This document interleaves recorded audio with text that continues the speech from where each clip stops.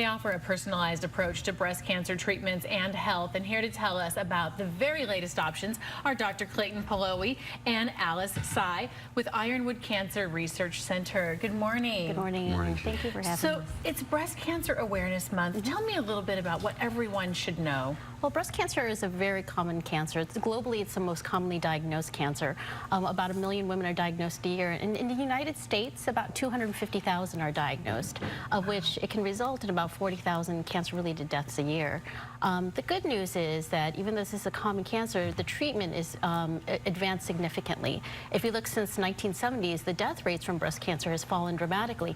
And a lot of it is because of screening, so early detection, and also because the treatment has really advanced over the years. Now, what about getting hereditary breast cancer genetic testing? Should people consider that? So there are only certain people that this would be good for. Not every woman with breast cancer gets the genetic testing done. So typically what's looked at are these two genes called the BRCA1 and BRCA2 genes, which are breast cancer susceptibility genes. And you have to have pretty much a strong family history where you would have 2 or more family members, with one being under the age of 50 being diagnosed with breast cancer.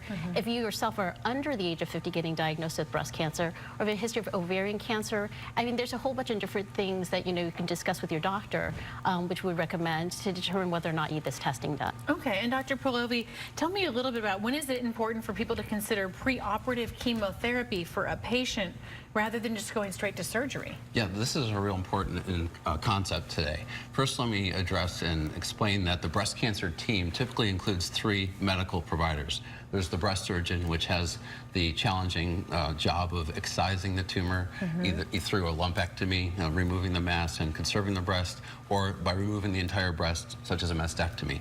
Then there's the radiation oncologist like Dr. Tsai and a medical oncologist. Right. Most patients will proceed through the normal, more common channel of either a mammogram that detects a change and they need a biopsy and they're referred to their surgeon, or there's a self-detectable palpable mass from the patient standpoint. Okay. They call their doctor, they get a biopsy, then they go to the breast surgeon.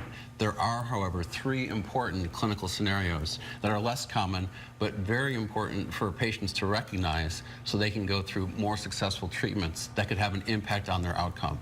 The first one to know about is when there's a rapidly growing mass, especially in a young patient.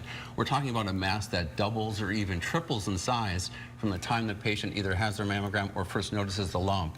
Then they go get their biopsy, and then by the time they're seeing their surgeon, this mass has grown significantly. These are typically triple-negative breast cancers. They're high-grade and fast-growing. They often can involve the armpit and lymph nodes as well. That's a scenario where the surgeon or the patient should recognize that and consider a medical oncology option first, or an opinion.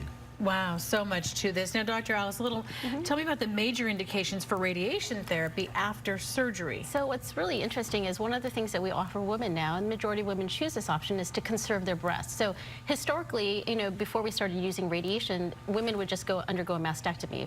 But there have been a lot of good data showing that women can keep their breast, but they have to have radiation afterwards. So the vast majority of women who undergo what we call a lumpectomy, where they just have the mass removed, they have to have radiation.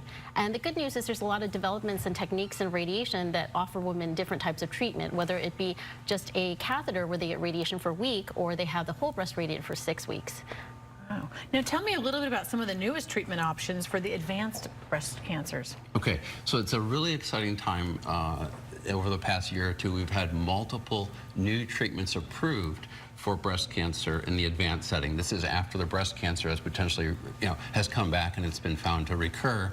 We used to just use a single treatment, like a pill that competes with the estrogen receptor, for years, and now we have combinations, head-to-head comparisons, that new treatment options include 2 drugs versus 1 that really delay the time to progression of the cancer and delay subsequent need for chemotherapy for years for patients, which is a good thing. And what about the clinical trials? Are there some of those going on too? Yeah, so Ironwood is involved in many clinical trials in breast cancer. We've been involved in some of the recent approvals. Our 5 comprehensive cancer centers at Ironwood, as well as 4 other offices, are involved in head-to-head comparisons, phase 3 studies of some of these new combination monoclonal antibodies versus the standard of care to get new treatments eventually approved and patients on better therapies. So we're excited. Yeah. Thank you both for being here so much and for all that you're doing. Thank you for having us. Thanks so much, Jen. And if you'd like to learn more about Ironwood Cancer and Research Center, you can visit their website, ironwoodcrc.com, or call the number on your screen.